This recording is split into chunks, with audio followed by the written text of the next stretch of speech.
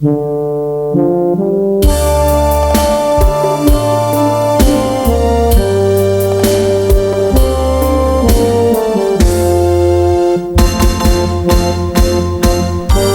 ះគោ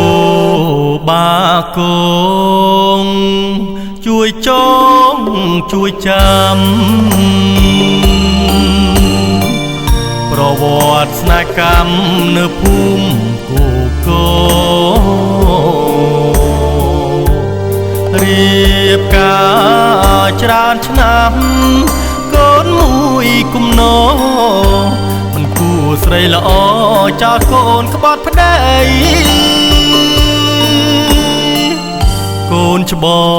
ង5ឆ្នាំចាំតែផ្លូវអូនកូនពីរនឹកស្ងួនយំរាល់រាត្រីកូនពៅ3ខែ3ពោនឹងដៃ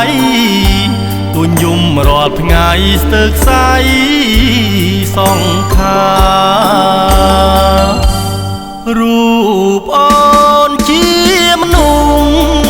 តែចិត្តដេរឆានធ្លាក់ខ្លួនជ្រុលប្រាណនឹងភ្លើងតណ្ហានាងស្រុកគូកូទេឌីលគ្រប់គ្នាម្ដាយចិត្តឬស្យាអត់ធប្រណីអោស្រីក្ងោកមាសមិនស្រណោះស្ដាយសួររួងពោះម៉ាយនឹងកូនទាំង3ថែទាំបុតស្ងួនដល់ចម្រើនវ័យជាតិនេះជាតិថ្មីក៏មានវេរា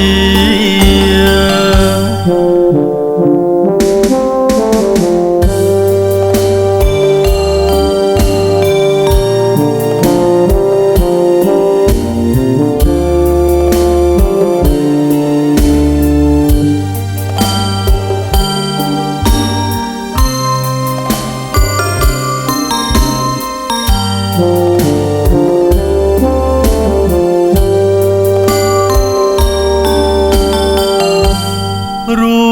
បអូនជាមនុស្សតែចិត្តដេរឆានធ្លាក់ខ្លួនជ្រុលប្រាណនឹងភ្លើងតណ្ហានាងស្រុកគូកូទេឌីលគ្រប់គ្នាម្ដាយចិត្តឬស្យាអត់ធប្រណីអោស្រីក្ងោកមាសមិនស្រណោះស្ដាយសួររួងពោះម៉ាយនឹងកូនទាំង3ថែទាំបុតស្ងួនដល់ចម្រើនវ័យជាតិនេះជាតិថ្មីក៏មានវេរា